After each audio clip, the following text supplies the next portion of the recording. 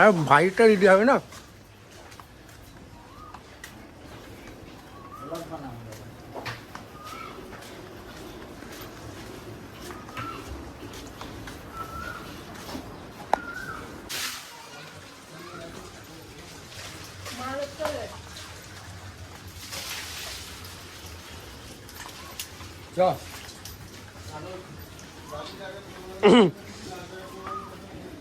এইদিকে এইদিকে মা দেখবি ভয় লাগে না কিচ্ছু বলবে